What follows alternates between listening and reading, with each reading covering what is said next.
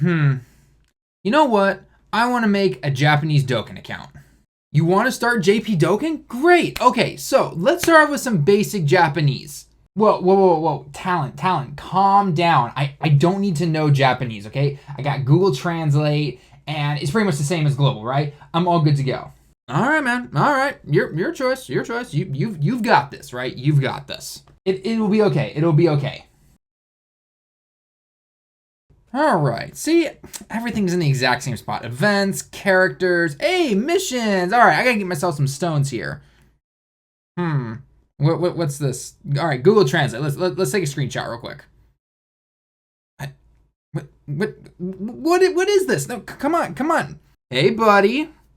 Need some help with the Japanese? No. I don't need it. No. Okay, maybe I need to know some. All right, let's start from the beginning.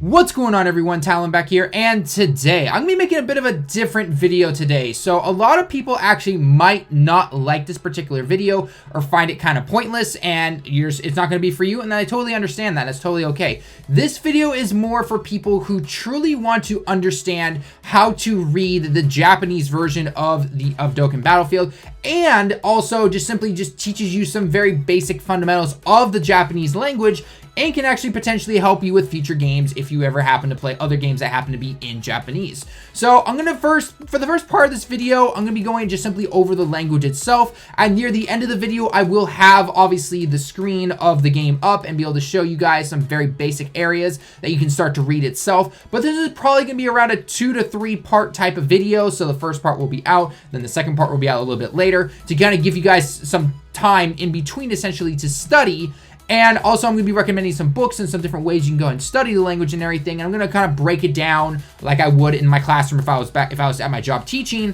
And hopefully this can give you guys a little bit more in-depth knowledge of how to basically approach the Japanese version. Now, this isn't to simply say, you know, oh, by knowing this, you can now navigate the game. Most people can navigate the Japanese version of the game, no problem. This is for more simply understanding maybe how a passive works, how a mission goes about, maybe a leader skill if they start to change it up a little bit, depending on certain words or kanji that happen to go in there. So we're going to be going into essentially, you know, learning Japanese. Now, this isn't some huge extensive way in how to learn a language. This is a very basic understanding of it, but hopefully taking this basic understanding of, if you are interested in learning a language in the future, whether it's Japanese or a different one, this can kind of be that first step for you. So first off, before we start anything, I do want to recommend this book right here. This is called Genki 1. There are 2 books, Genki 1 and Genki 2. Funny enough, there's no Genki 3.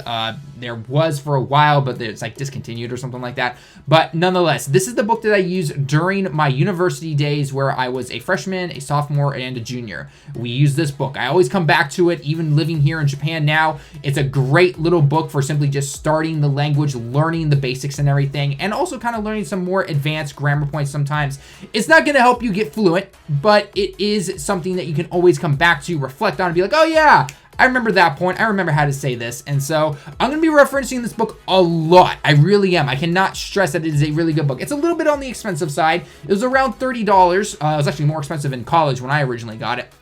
But you can generally find it for a good price on Amazon. So I'll leave a link down in the description below, or just simply search Genki 1 on Amazon and you'll pretty much find it. So without further ado though, let's get into, again, just the very basics of the Japanese language. We're going to start from the very beginning. I am, for this very first part, because I'm not very good at explaining it myself, I am going to be basically reading from this just to kind of give you guys an idea of what it is.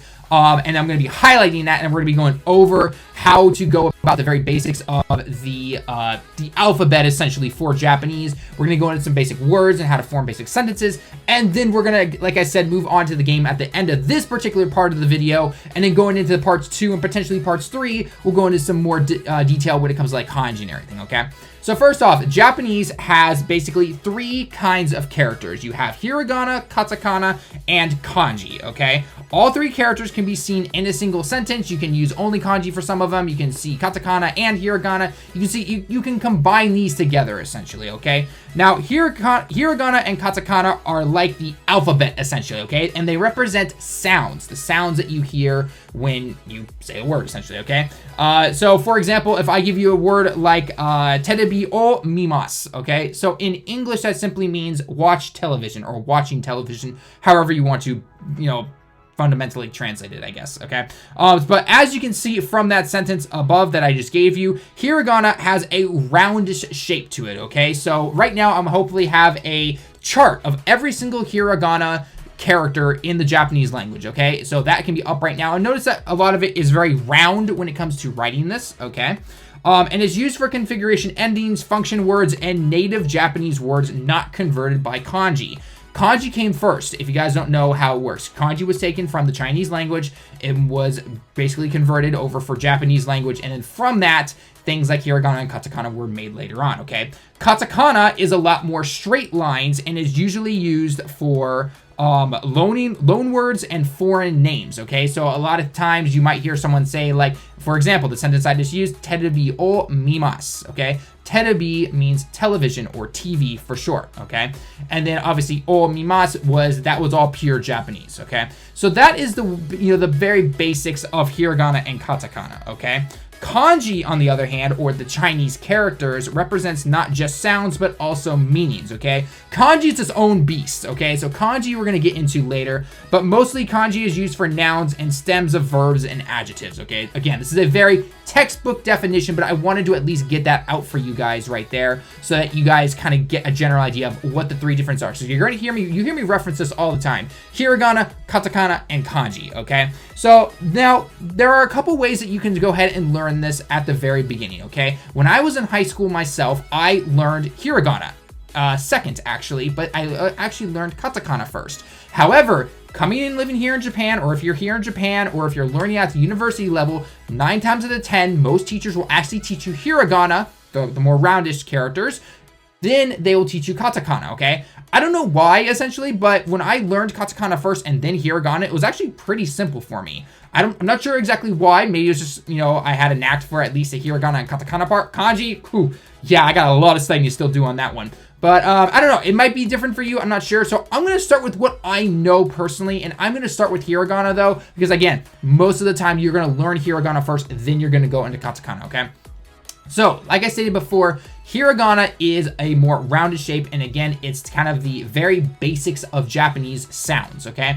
So, you notice that you have a bunch of columns, essentially. Remember, in Japanese, traditionally, okay, usually nowadays in books and textbooks and manga and things like that, you still read right to left, okay? However, in ancient times, and especially with ancient writing and everything, you wrote downwards, actually, okay? So you started from the right side, you went to the left, but you wrote down like this, essentially, as you moved across the screen. Now, I know that just looked opposite to you guys because of the camera and everything, but nonetheless, that's how it should look, okay? So, first off, looking at this table, we have a, I, U, E, O, okay? So basically, if you put that into Romaji, which is basically the, I'll say the English letters, essentially, of the sounds, it's kind of, we call it Romaji because you're essentially taking the Japanese language and you're turning it into letters that are known by a lot of people when it comes to simply using those, okay?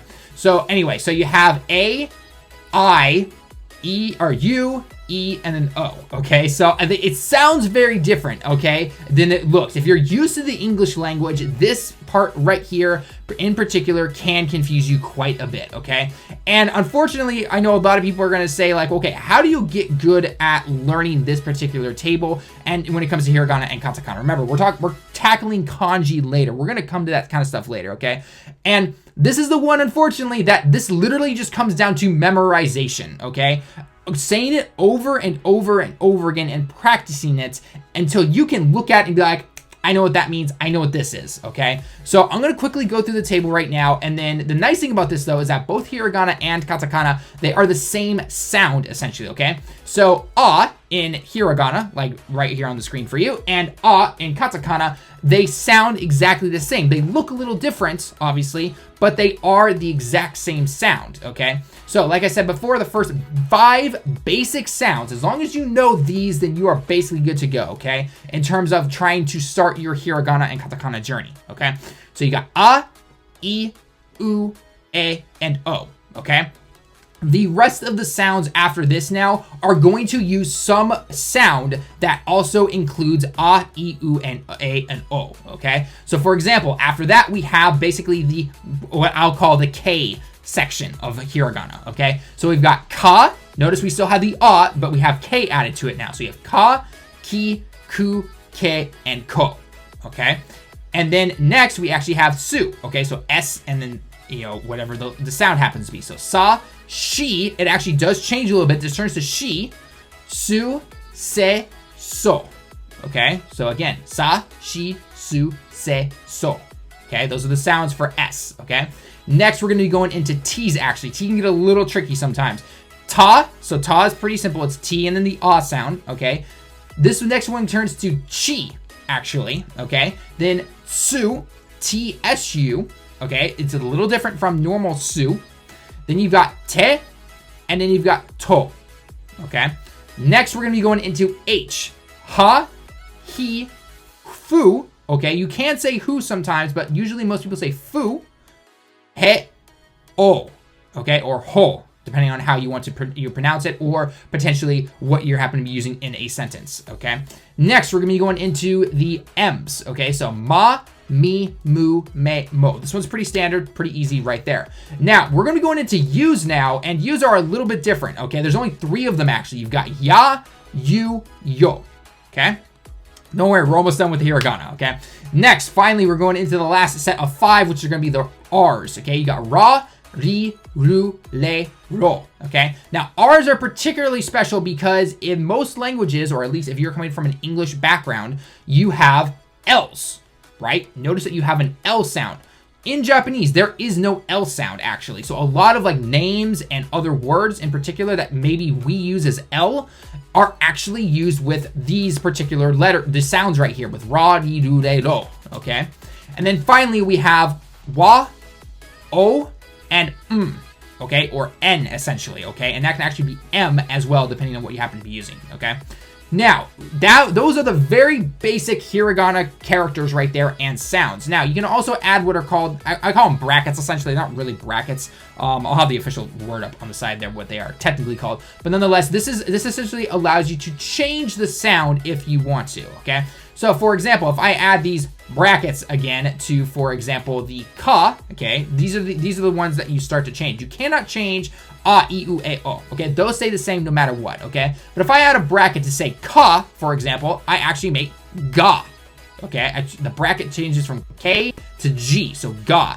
Then next would be gi, gu, ge, go, okay?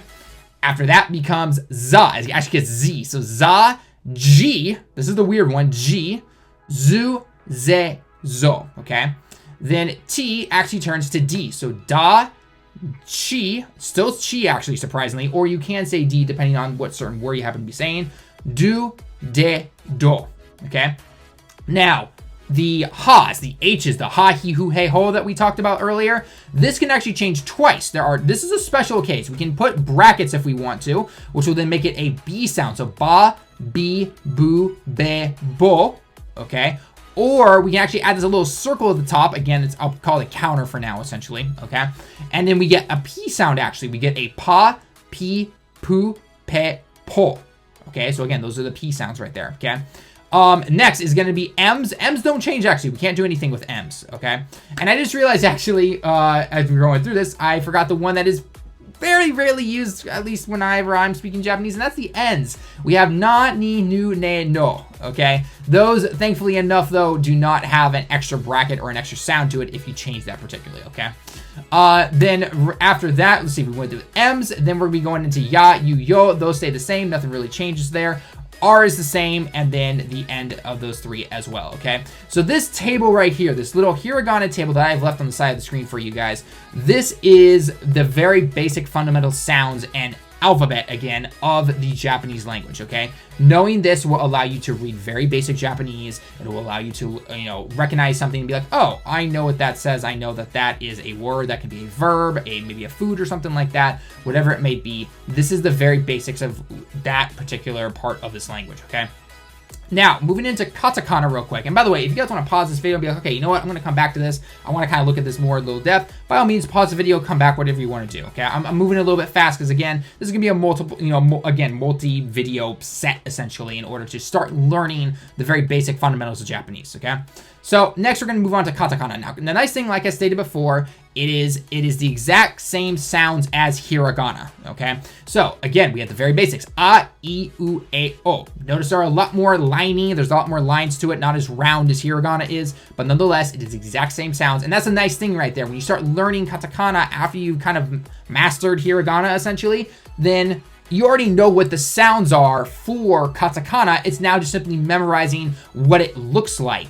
If anyone has ever studied kanji before, when it comes to saying that, oh, kanji can be very related to pictures, you can actually kind of draw the picture from a kanji. Hiragana and katakana, not so much. This is simply like, okay, look, these are something you have to memorize, and as long as you can know these two, then at least kanji starts to become a little bit simpler, okay? So again, exact same sounds. Then we're into the case, kakikukeko. Change it to the bracket again. You can give katakana the bracket, so gakikukeko, and then you can go into S's, sa, shi, suseiso, zas, ji, zuseizo, okay, however you want to do it. And then you can continue on from there. And again, katakana and hiragana are the exact same sounds, okay? So with that being said right there, okay, if you want to, stop this video, whatever you want to do, this is obviously the very first thing you have to memorize if you want to be able to read some basic form of Japanese, to say it, to speak it, and to, again, if you're going to apply this to the Dokkan Battlefield game that obviously I cover a lot on this channel, then this is the first step right here, okay? Every time I open up the game or every time I do a translation video, I look for those particular hiragana and katakana words that I know, because I've memorized them for, I've had 10 years going on now since I've started studying Japanese. If I can know these, then I can move on forward. Obviously, there are a lot of kanji parts that I can memorize and be like, okay, you know what? I've been playing this game for 2 years. I know that this means strength. I know that this means stun, or whatever the case may be. But nonetheless, if I know at least a hiragana and katakana, that can start to push me forward and say, like, okay, you know what? I recognize this part of the word. And if you are one of those people that maybe are trying to use Google Translate when it comes to a screenshot or something, then maybe it's not giving you a perfect thing, but you do recognize like this one word in hiragana or in katakana, and you're like, okay, I know that part, so I'm going to cut that out of the translation, and I just need to simply know this word. Oh, it means item, and this means nashi, which means nothing. Oh, don't use an item in this particular event. I got it. Now I can get my mission and everything, okay? So again, these are the very basic fundamentals when it comes to the Japanese language, okay? So let's quickly jump over to the game real quick, and I'm going to just show you a couple of small spots that you can kind of use to practice this right now. And then in the next video, we're going to start jumping into a little bit more of the game and kind of the kanji that you recognize after we've covered kanji a little bit at the beginning of that video. So I'll be right back. All right, guys, we are back. So as you can see, I'm on the main screen of JP Dokkan right here, okay? Now, what I want you to do is I want you to ignore characters. I want you to ignore going into the nitty-gritties of everything, okay? I'm going to be asking you now to basically go into the very basic fundamentals of how this game works when you originally boot it up and you are looking at this particular screen, obviously with no LRs or anything, but how to read something, okay? So at the very bottom here, okay, we've got our home button, okay? As you can see right there. Now note the katakana right there, okay? Now this is katakana, more liney, unlike hiragana. Note it, okay? Home, okay? Obviously we know this means home, and I know, again, this is very easy. I know a lot of people are gonna look at this like, dude, Talent, I know this is already. This is not to say that you don't know how to navigate the game or anything. This is simply me saying that, hey, if you want to practice and you want to be able to use it in a game environment early enough after you've learned and you've memorized the basics of hiragana and katakana, this is your basic way of how to go about this, okay? Have your hiragana and katakana chart next to you and look for these particular symbols within the game, okay? And I'm going to show you right now where the easiest parts are to find, and then when we jump into the kanji part, then we can start to kind of tackle that a little bit more, okay? So, obviously, home is the first one, okay? Next is chi-mu, okay? Chi mu. Okay, again, mu is the same as with the home. And if you're using your chart, you can be like, okay, Chimu, we know this obviously takes me to the team menu, okay? And actually, we can go about that right up here. Notice it says Chimu menu, okay? You, okay? Now, one thing I didn't really talk about, and again, Genki covers this a little bit better, and I know the internet can as well, when it comes to taking small, I'll call them small hiragana and katakana, essentially, okay? But basically, making something small sometimes can kind of exaggerate it a little bit, essentially, okay? So, menu, okay? Kind of a U sound to it, essentially, okay? And I know it might sound really weird on this when I'm trying to talk about it and everything, but it makes a lot more sense when you actually just simply try it yourself to say. Just kind of sound it out like you would any other language, okay? So again, menu for that, okay? Now there are some other parts in this particular section of this right here that we can also look at real quick. Okay, this next one is itemu, okay? So right here, as I clicked on item, then itemu, okay? So everything was the same size, so it's simply just sounding it out again works right there, okay? The rest of them are actually not, there's some kanji mixed in. The Whis here does say ribasu, but I want to come back to that later because there's a part in there that does require a little bit more kanji, you know, in order if you want to try and read it and everything, okay? So again, that's the second part right there. We had home, we had team section of the game. Next, we're going to go into gacha, right? Gacha, as we all know, these are called gacha games. Gacha literally means summon. So again, this is one way you can go ahead and read it, okay? We'll come back to that later. Next is shop. Okay, shoppu, as you're reading it down here. Yes, I know I haven't bought anything from the Christmas sale or anything like that. Is shoppu, okay? So again, looking at your table, you can go ahead and just literally spell that out right there. Now notice you have a small tsu, okay? Notice, remember we had TSU, a small su. That kind of makes a T sound, essentially, okay? So for example, shop, okay? Shoppu, shoppu, okay? There's a slight T in there. Maybe my mic isn't picking it up that well, but when you sound it out, you can you can kind of start to hear it after a while. You're like, oh, okay, now I get that. That's what that is, okay? Baba Shop we're gonna come back to later, okay? Baba Shop has a lot of kanji that we're gonna get into later, okay?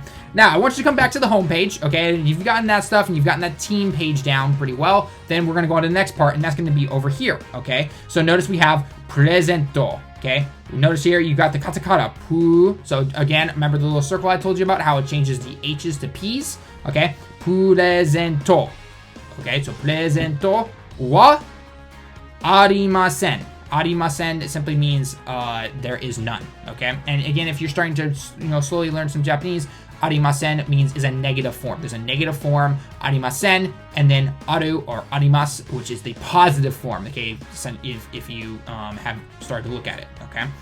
One thing I didn't really cover yet, and I'm going to cover that more in kanji because it's a little bit more important, is particles, like the ha or the wa, essentially, because it starts to take certain hiragana and katakana, and it actually changes the way it sounds sometimes. It can get a little tricky here. So again, I'm not going to cover that right now. We'll cover that in the next video. All I want to be focusing on right now is very basic words, taking hiragana and katakana and being able to say them, okay? So, present is there. News we're not going to jump into right now.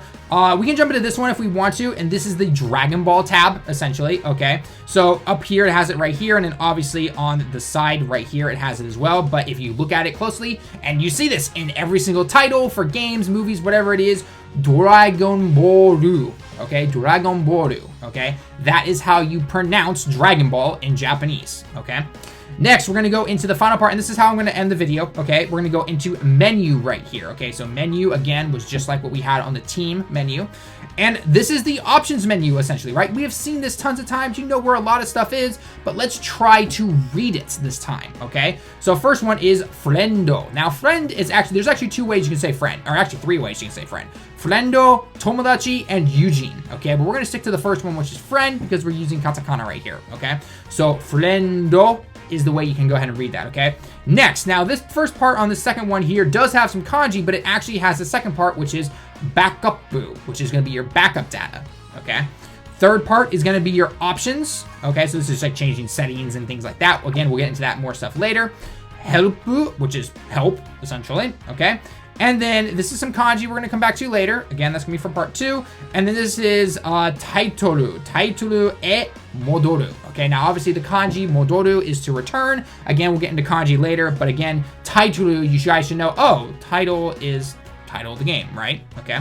So like I said before, guys, we're going to end the video right there. And I know this is probably very basic and very simple. A lot of people are going, why did he even make this video? But again, if you want to learn how to read the more complicated areas of Dokkan Battle when it comes to JP and everything, and you truly want to try and learn a new language, you've got to take a step back. You've got to go from the baby steps, and you've got to move forward this way, okay? You can't just hop in randomly and that. Now, if you know Hiragana and you know Katakana and you know some kanji, and this video is definitely not for you, then I totally understand that. And hopefully by the time you're watching this, give it a few days, like I said, and I'll have part 2 ready to go. Again, I'm away on a vacation at the time of this recording, so hopefully this has helped you. So again, if you guys want to check out a book, though, to help you guys start learning some Japanese, check out Genki, title in the description below. I showed at the very beginning, as always. And I hope you guys enjoyed this. Let me know if you want more of these. Again, I am going to be doing at least 3 videos to kind of combine this together as a kind of like a basic guide on how to read Japanese Dokkan. And if you want more Japanese type lessons on reading things, or maybe just simply the language itself, let me know down in the comments below. Let me know. Again, for New Year's coming into 2019, I definitely want to try some more of this stuff. So anyway, guys, that's going to be it for the video. Let me know your thoughts down below in the comments. As always, leave a like if you liked the video. Subscribe if you happen to be new. Until next time, everyone, I will see you all in the next one.